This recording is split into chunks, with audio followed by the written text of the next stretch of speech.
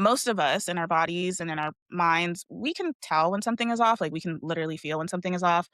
Sometimes what we don't know is how to get from where we are to where we want to be, right? And that gap in the middle, that's where people get stuck. And that's where shame can come in and then make a home. And for some folks, it makes more of a permanent home than they'd like. The sort of legendary folklore Yeah. of this has really become symbolism for the way in which specifically Black men work themselves to death very successfully.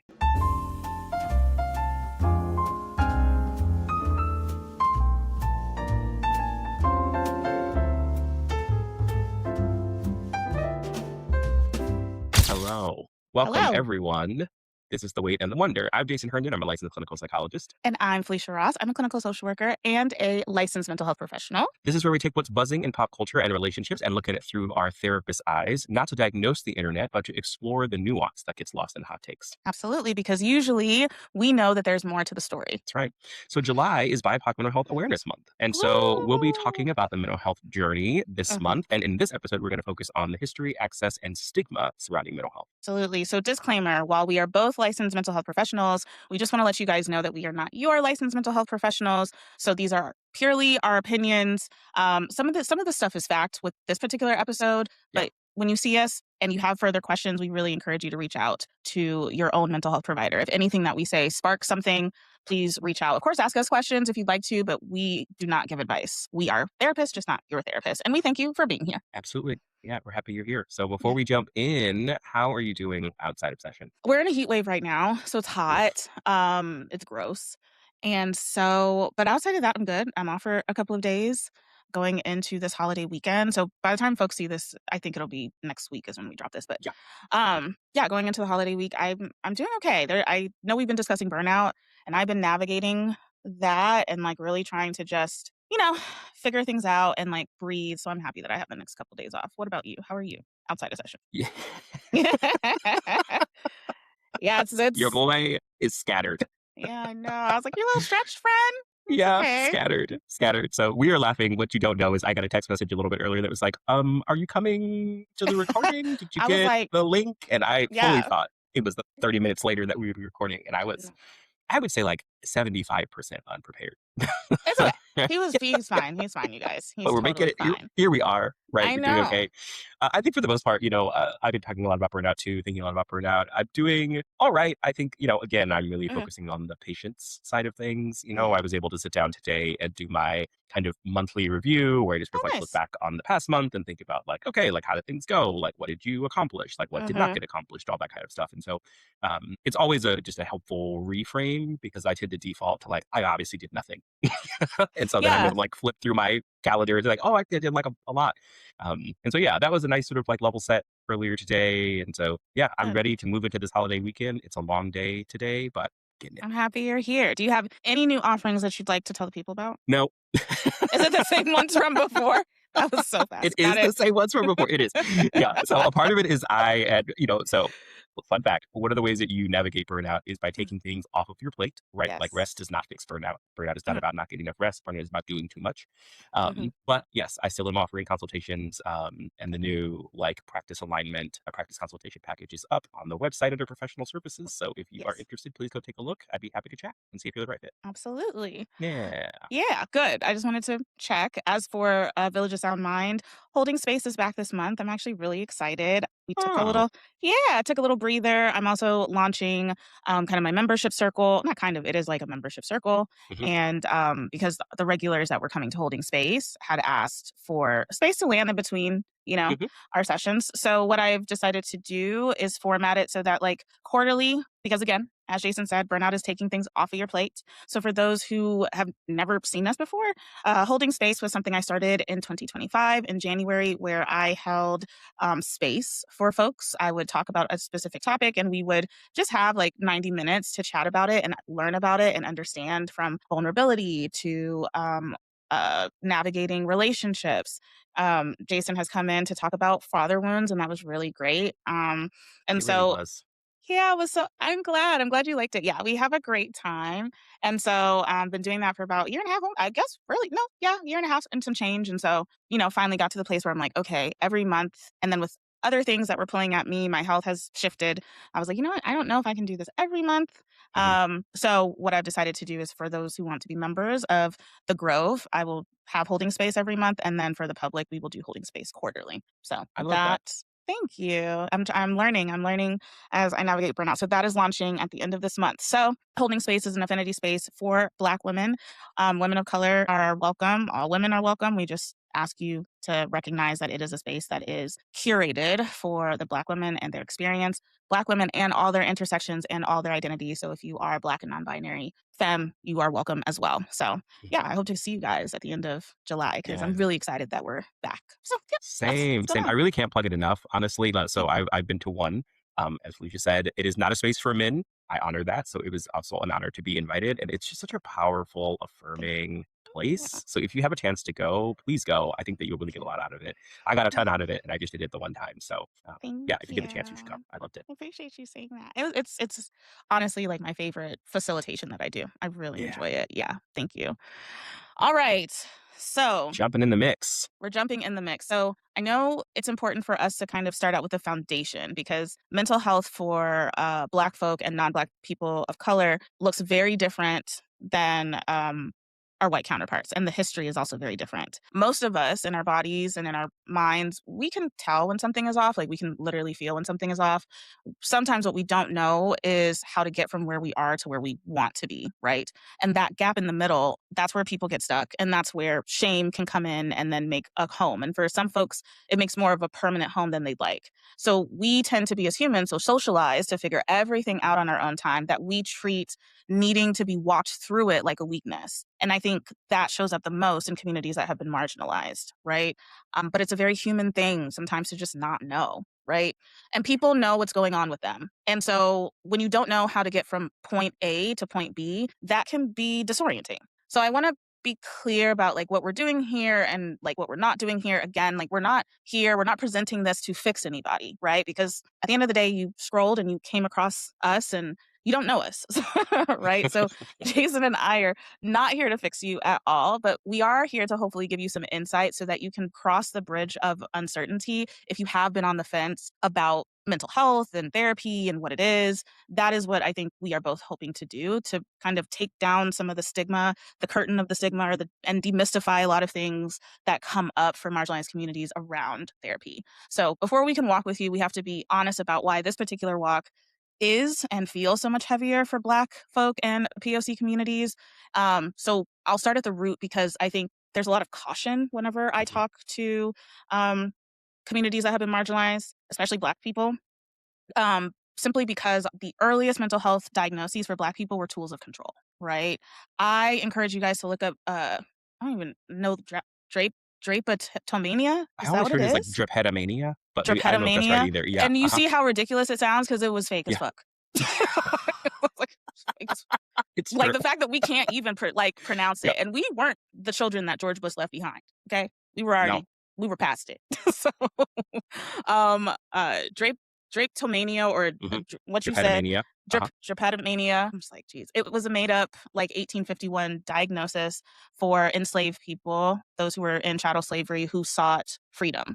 And in 1851, a doctor invented an actual mental illness to explain why enslaved folk kept running towards freedom, literally. Wanting to be free, wanting to not be enslaved was labeled as a mental illness. And that is the soil that the field of psychology and mental health grew in. It did not stay in the 1800s. Black folk, especially Black men, have been overdiagnosed with a host of what we would call like category A diagnoses, from schizophrenia to bipolar, um, to personality disorders, right? Mhm. And all these other psychotic disorders that we would say are more severe than others. And I think what the research shows is that Black people specifically and people of color in general are more likely to get diagnosed with more serious mental disorders than white people when they walk in the same exact symptoms. We see this oftentimes with young Black boys with ODD, ADHD, Yes. behavioral problems in school, like where it's like, oh, they have ODD because they're not listening to me.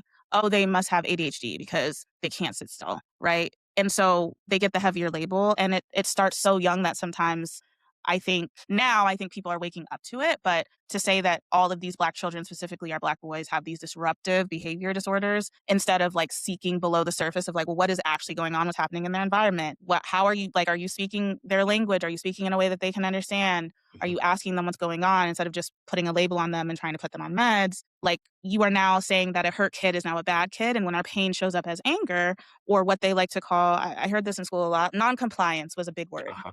Mhm. Yeah, non-compliance was a huge word. So the system reads folks as dangerous. I think coming up, I remember Dangerous Minds, and I Yeah. remember watching it and being like, so no other teacher, Michelle No. Pfeiffer was the only. Has to be her. Yeah.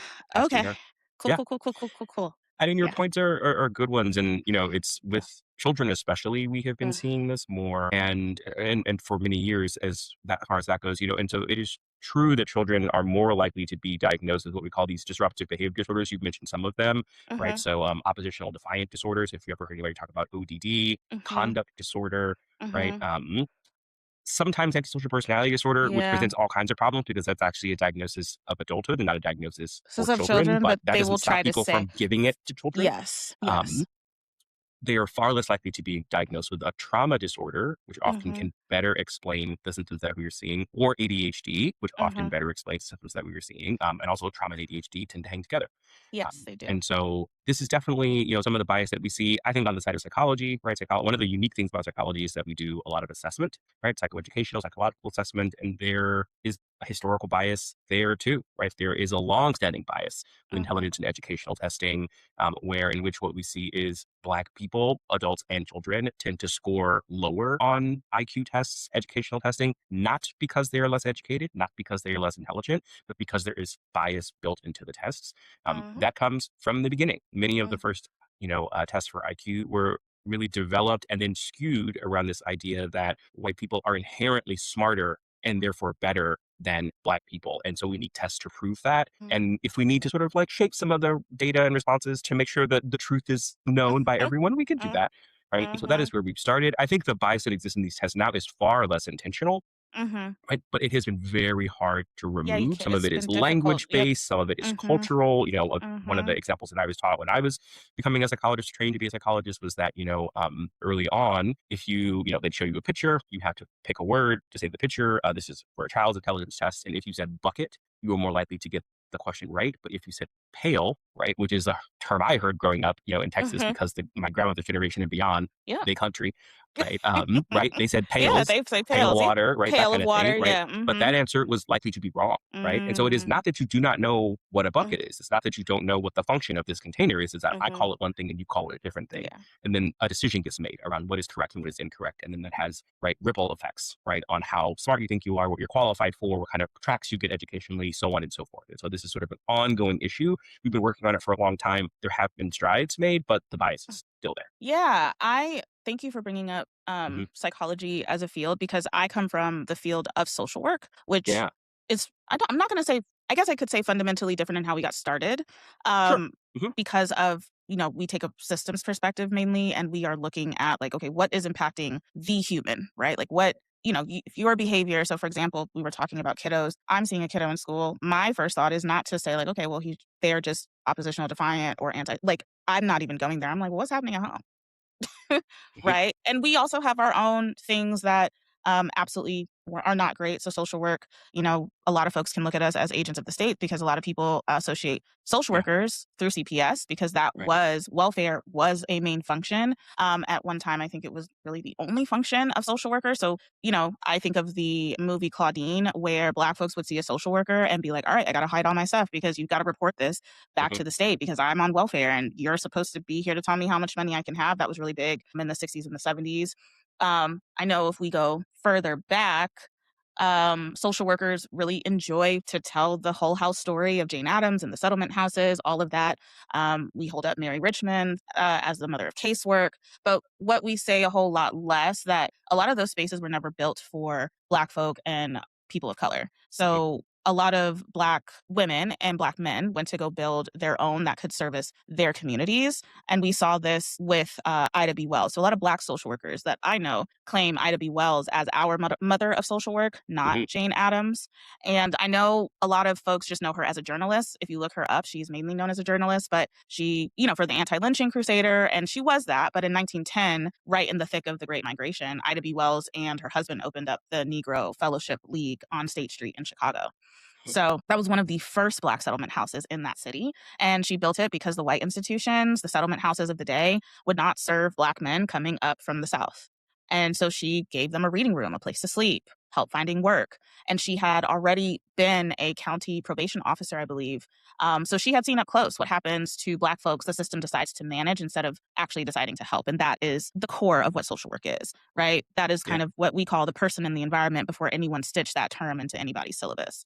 Hmm. So, Yeah, I think that's yeah, such an interesting point, and it makes me think of, so it's in one of the that's one of the reasons why the term "meet people where they're where at" they're is at. like Mhm. synonymous with social Yes. work to me, as even Yes. as a psychologist to me, Yes. right? And Yes. I do think that this is an important distinction because I think that Hmm. psychology broadly as a field, individual psychologists are different. Psychology broadly as a field still, I think, Yep. struggles with Yep. this sort of whole person and Hmm. environment kind of a Hmm. context, and that is because psychology has its roots in pathology, Yeah. right? And so the idea of pathology is that something is in fact wrong with you as an individual. Yeah. Sometimes that was framed as a criticism, right? Yep. Like something is wrong with you. And other times it is framed as like a motivation to help, like something is off, Hmm. something is not working, but it is Hmm. often individual in its grounding, right? And so when we think Hmm. about psychological disorders, right, psychologists tend to think about them from this place of where there needs to be some level of impairment, Hmm. right? Some level of suffering, Yeah. right? It was later that we added these ideas in that, like, oh, the environment might be, Yeah. contributing to that, right? Or Hmm. who gets to decide Side. what is wrong, what is right, what is normal, right? So this is, normal. The idea of normal has really been sort of thrown into disarray, I think, in Hmm. psychology, and with good reason, right? Who gets to decide what is normal? What do we Hmm. know and understand? Right? You've heard me say before, if you've been listening to podcasts for a while, right? You've heard me say before that, like, often what we have Hmm. is research or literature base that speaks to middle class, white, Protestant Yeah. college age students because that is who we Hmm. had the most access to. And we're building many of the psychological theories that we base our work on now. Hmm. Right. And so I think that psychology is really shifting, right? It is continues to grow and to evolve. And I think that there are still, right, there are also some generational effects, Yeah, there is. right, there as Yeah, well. Hmm. I would say there's a both and for us to like look at, like, because we are talking about these systems that were Yeah. busy pathologizing Black folk and people of color, and I want to be very clear that Black folk have never been helpless, right? Even in Right. enslavement, we know that our ancestors were healing themselves the entire time. Even though they were on new land, they were reaching for things that they had from their homeland and figuring it out. So we see that often in spirituality. We see that with the church, other mothering, mutual aid. Each one Hmm. teach one. The village mindset, the collectivist mindset. Someone in the community has a house that everybody goes to, the barbershop, the beauty shop, the kitchen table. Like, we have always had care in our communities. It just wasn't licensed. That's right. It wasn't billed to anybody. Hmm. Hmm. And nobody called it therapy. And I think that's kind of the trap that connects all of this, to whether you can even get care, right? Both of our fields, I would say, keep chasing a medical model, Hmm. partly Yeah. for respect, speaking to social workers, and then Psychologists too. and Hmm. yeah, and again, partly for, I mean, capitalism. We are a capitalist society. So partly for reimbursement, right? And the nuance I really want people to catch is this, like, insurance coverage comes at the cost of proving we fit into these reimbursable models, right? There's Yes. something very interesting happening for therapists right now, Hmm. with insurance companies. And a lot of folks are frustrated, right? If we don't squeeze a human being in front of us into a billable box, we run right into problems of access and affordability. So the very thing that's supposed to make care reachable is pulling us towards diagnosis and away from context. The medical industrial complex is basically this, right? And that Yeah. brings us into like talking about access. And I It think, is. yeah. Yeah. Oh, sorry. I was No, going no, to say, no, I please. was going to Mm-mm. agree with you that I do think it is such a catch 22 It is. Mm-hmm. to be in a position where, so my practice, I accept insurance, but I am predominantly self pay, Hmm. right? And being self pay comes with some freedoms, right? being with insurance comes with some freedoms, Mhm. right? Not that many, but Baby, 'cause I was not that like, it's like I say I don't know that I can think of a I was single thinking, I freedom. was like, I'm a majority insurance practice right now, and I'm like, It does help with accessibility, it does, right? So people and who that could is the not afford to pay me out of yes, pocket, right, exactly, can yeah. come and see me and make use of my services if they have the insurance that I take, right? Mhm. And at the same time, I think that that is really important, right? Yeah. It is meaningful to me and meaningful to the clients that I get to see who use their insurance that we were able to work together. Mhm. And what comes along with that Mhm. is a lot of hoops that we need to jump through that are ultimately grounded in the medical model and ultimately grounded in our field, both psychology and social work, right? Which Mhm. came into being after psychiatry, which came into being after sort of the real credibility of medical doctors was established, right? Of us proving as a field, not as individuals, but as a field that like we are scientific, we are repeatable, we are time limited, right? We are all of these things, right? Mhm. So that we can fit into this reimbursable box, right? Where insurance companies will then say, sure, fine, this Sure, is a we'll give you service that we are something. willing to pay for, right? Yeah. Willing to cover, Yeah. at whatever rate they decide feels good to them in the And that's moment. the key. It's because let me tell you something about insurance. I truly get frustrated because I think that sometimes people say, "Oh, you're a therapist. You must be making a whole lot of money." And I'm like, Mhm. "Where did you get that idea?" Because I don't determine my paycheck. A system Yeah. determines my paycheck because I take insurance. Yes. I know how much money I spent on my schooling. I know how much money I spent on my trainings. I am a EMDR trained, somatic experience trained like person, right? Hmm. Like I Hmm. know how much every 2 years I'm spending on CEUs, trauma. I'm a CCTP, like all these credentials and all these certifications that I have to renew year after year. And that's not me complaining. That's just me trying to explain to folks like there's a lot behind the scenes that happens before we come and sit across from you and say like how can I, how are you How can landing I in our help? space today? Hmm. Yeah, how can we help? Hmm. And I think the insurance does not see that, like, as a system, like, they don't truly value that. AI is now making that a little bit more murky, right? Because Yeah. folks are talking to GPT and now going into psychosis as a result of ChatGPT, and or they're talking to AI and now they feel like they have someone all the time, and that's a putting a Band-Aid on something that, to be quite honest, like, it's only gonna get worse from here, and insurance is keeping like, they keep slashing, Yeah. right, at us. And so, outside of insurance, there's costs, there's wait lists, there's maybe no providers where you live. I think of people who live in rural areas. There's no free hour in the day when you're working two jobs and then being a caretaker, one or the other or both, right? There's a representation gap. And Yeah. I think last I checked, I think there's about 4% to 7% of provide like mental health providers that are Black, Mm. right? I don't even know gender. I just think Yeah. Black, right? So Yeah. that's a very small share of licensed clinicians that exist, right? Hmm. And so even when you finally get in the door, because we could talk about licensing all day, I could. You often can't find somebody who won't need you to explain your whole life before the actual work can even begin from a cultural perspective, Yeah. right? The labor of vetting. Will this person pathologize me? Will they see me as a person? Am I going to have to teach them about my culture on my dime, on my hour? Like Black folks are out here doing unpaid research just to feel safe enough to start therapy. And that's a barrier even when the appointment says available, right? Yeah. Yeah. Yeah. I would add to that that, the additional layer here is that, of course, Yeah. Black people are not a monolith, right? And so, after all the waiting and all the searching, it is still possible to find a Black therapist who isn't the right fit for any number of other reasons, right? And so, this Mhm. is not to say don't seek Black therapists, Yeah. right? If that is what you want, you should, right? It Mhm. is to point out that, like, we are not all the same and our lived experiences aren't all the same. This is ultimately what people look, they don't realize it. This is ultimately what people are looking for when they want a Black Yep. therapist, right? Is I Yeah. want someone who I assume shares my lived experience and some of my cultural experiences.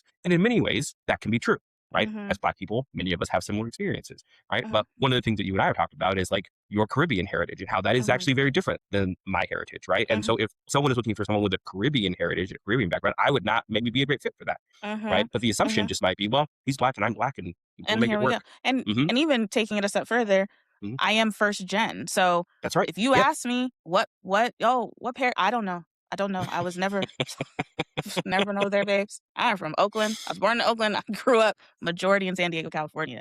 I don't know the parishes. I don't know. Yeah. So even that, so it's, some folks want someone who understands an immigrant experience. Mhm. And while I can understand that cerebrally from watching what I watch with my parent, I can't necessarily say like, yes, right. So I Yeah. appreciate you pointing that out because there is right fit outside of race.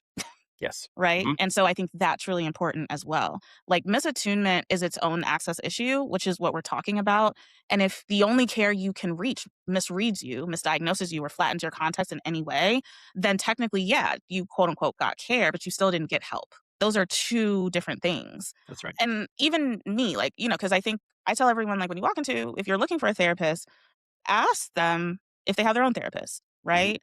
Ask them about, me personally, I know that I self disclose if I feel like it is helpful to the other person. If Yeah. someone, I know I live with chronic illness. If someone comes to me and they're living with chronic illness, that is a shared experience that I'm comfortable self disclosing because I know that someone's like, great, okay, I don't have to start over, Hmm. right? And when we look at like our bodies for a second, the toll that it takes on us, the weatherism. I think you were speaking about John Henryism. I know I study the Strong Black Hmm. Woman Schema a lot. That framework is where a lot of my work stems from. So the toll of pushing through structural stressors with all this effort, it shows up in us physically, right? By the time that a lot of us are ready to reach for help, you're not just fatigued, babes. Like you're worn down at the cellular level. That's right. It's cells at work black in that bitch, to be quite honest. Hmm. I don't know. That's just an Easter egg for anyone who has seen cells at work. I realize that we talked about John Henryism in other episodes, but just in case you're new, you don't remember us talking about that. So John Henryism is the idea. So John Henry was a real person. I forget that all the time until it's time for me to talk about John Henryism, and I look it up again. And I'm like, oh yeah, right. He So John was a Henry real, was I a was real like, yeah, person, he's a real and person. his story has become sort of this like folk legend, right? And Yeah. so basically, he was a steel driver. So when we were putting railroads in, he would take Hmm. a hammer and he would drive the Hmm. nails in to do the railroad. We developed a machine that could do that. And so the question was, could a human being, specifically John Henry, beat the machine?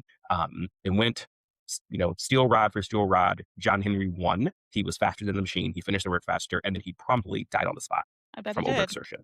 Yeah, that Right. was And so it a is lot. really the sort of legendary folklore Yeah. of this has really become symbolism for the way in which specifically Black men work themselves to death very Exactly. successfully, Yeah. right? And are not able to stop and take a breath and take a break and ask for help and all of those things. And then the superwoman schema or the strong Black woman schema, Mhm. right, Mhm. is essentially the woman's version of that, right? It's Yeah, the if you hyper independence. Yep. You're better at this than me. So go. No, no, no, no, I'm not. I was gonna let you keep going. I was like, "Man, you got it. You were Yeah. on a good track." Yeah, but what I'll pick up where Jason left off. The Superwoman schema, if you look up Woods and Giscombe, you don't get to fall apart, right? Black women don't get to fall apart. You're the one that everyone always leans on. So asking for help feels burdensome. It feels like you're letting down your whole family unit, your whole community, and it's really heavy on the misogynoir because our pain gets read as aggressive, as an Mhm. attitude. Our exhaustion gets read as strength and adultification. So, we are treated as grown and unbreakable since we're little girls, Mhm. right? Mhm. And one of the trickiest dynamics I see is a whole relationship running on either the John Henryism of it all or the superwoman schema of it all, right? Mhm. Two people over functioning, they're both pushing through. They're both convinced that rest is for other people. Yes. That is a whole lot. And I think when we're talking about BIPOC Mental Health Month, that is the root that I see when I work with individuals to help them improve the relationship with themselves. That's what I see the most. Mhm. I Mhm. see such a fear of putting something down. Absolutely. And, Hmm. that fear is valid because I Yeah. think what feels so tricky about both John Henryism and the strong Hmm. Black woman schema is Hmm. that it's a double edged sword. Yes. You are punished for asking for help Yep. because the assumption is that you should be able to handle it on your own. You're so Hmm. strong, you're so resilient, right? All those types Hmm. of things. Why are you dropping the ball now? And when you hit the wall and Yeah. can't do anymore, then you are also punished, right? You should have asked for help sooner, right? You should have really known. But that's when we want to talk about who's working too hard, right? Is you dropped the ball, you have failed at something, you have not carried something across the line that you were supposed to. Then we want to talk about how, well, you should have known better. You could have asked for help. Why didn't you take a break? Why didn't you take a rest? So on and so forth. So there really is no winning Hmm. in that experience, particularly in the corporate world. Yeah, and I also think that respectability, thank you for bringing up that because Hmm. respectability politics is lumped in here too, right? Absolutely. I think Black folks specifically struggle with the perception, like I don't want people to see me a particular way. I can't be seen as unstable. Hey Miles, I already have to work twice as hard. I already have to work twice as long to get to where this white counterpart is at. I can't quit. I don't have time to quit. I can't be seen a particular way, right? Because it goes into I need to be employed. I need to make sure that my credibility is good. I need to be safe. So there's a lot of performance around being fine. There's a lot of performance around being quote unquote put together.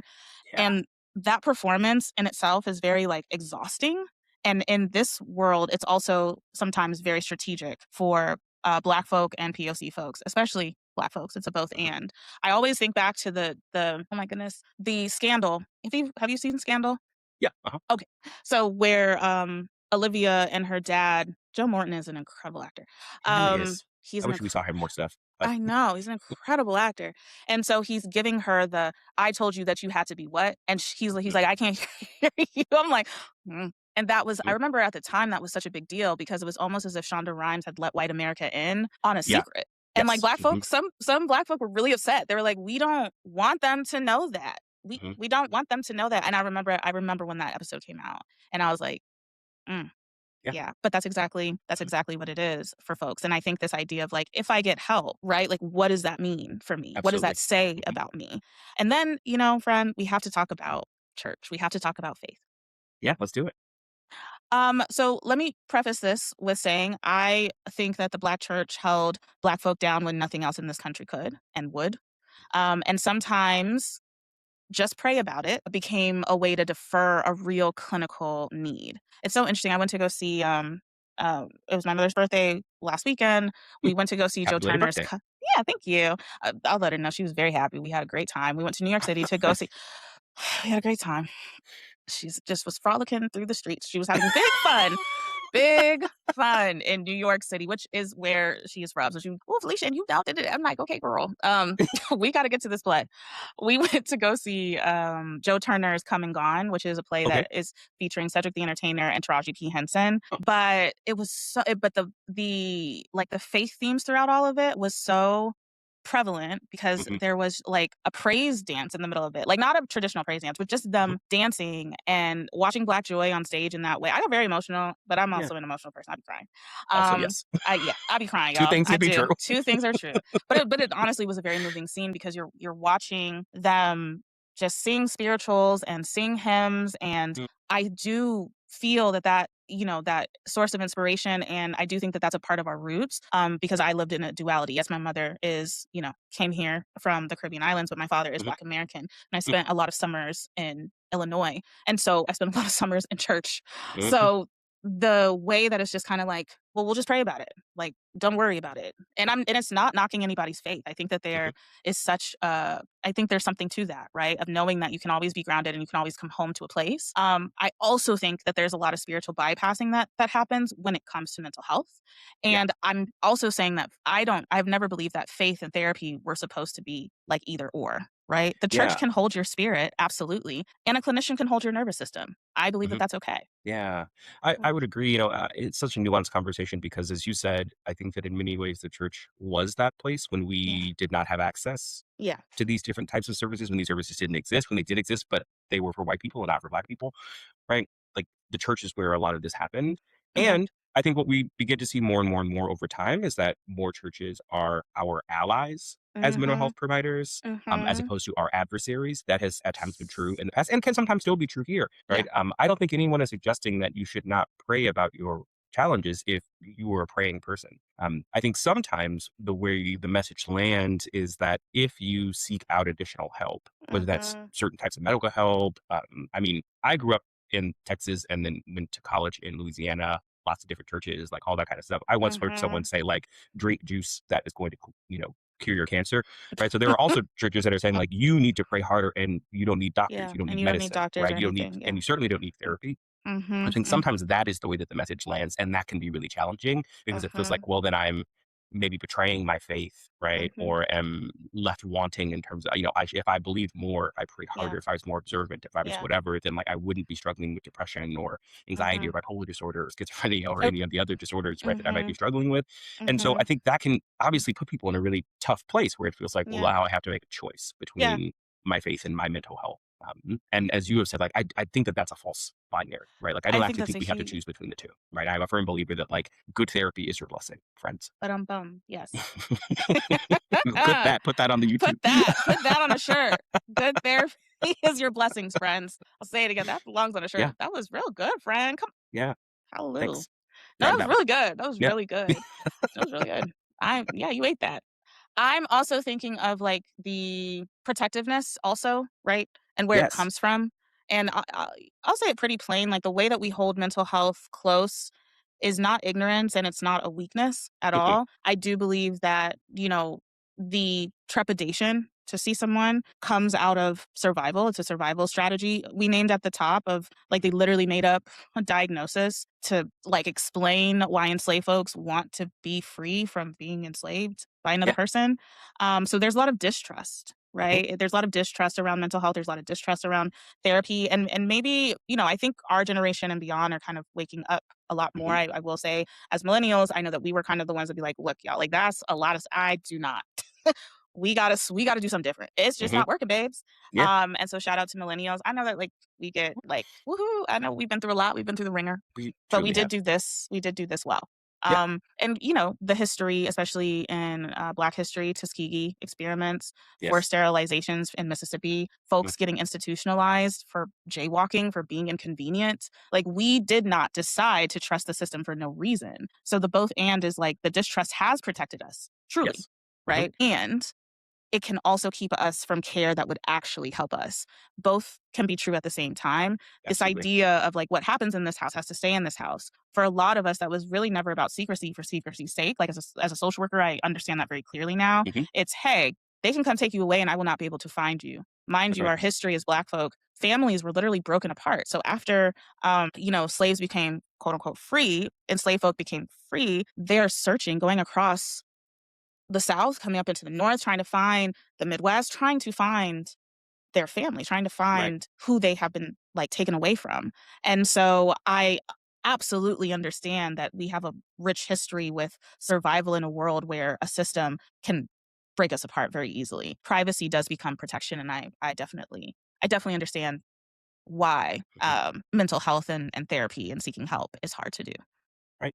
Yeah, I Yeah. think it is worth moving with intention, Mhm. moving with some healthy skepticism, Mhm. right? With some caution, right? Mhm. And I think something that I see, I know that you have seen it, is that the stigma associated with therapy can be so strong Mm. that it means by the time you show up in my office, Oof. virtually speaking, right? Therapy is really your last resort. You tried Yeah. everything you could You've tried possibly everything think else. of Mhm. before you called me, right? Yeah. And again, we do that work every day. Every So day. if that is you, you feel like I'm reading you right now. I'm not trying to, right? If that is you, and you're like, I tried everything. I really didn't want to go to therapy. Maybe this is what I Mhm. need. That's fine. We do that work every single day, Mhm. right? My Mhm. practice is filled with first timers, right? Who have Mhm. never been to therapy before. I love that work. That's perfectly fine. And it's kind of like that old joke, right? Yeah. So, when's the best time to plant a tree, right? And the answer is 30 years ago, right? And then the second best answer is today, Today. Yeah. Mhm. right? And so, yeah, should you have gone to therapy 10 years ago? Maybe. Maybe, I don't know. Yeah, maybe, right? Should you go today? Probably. You could. Yeah, You know, right? and I'll add to this because I know people are like, "Well, I don't, one-on-one, it doesn't work for me." Therapy cannot be for you, and you can still do things for your mental health, Oh, 100%.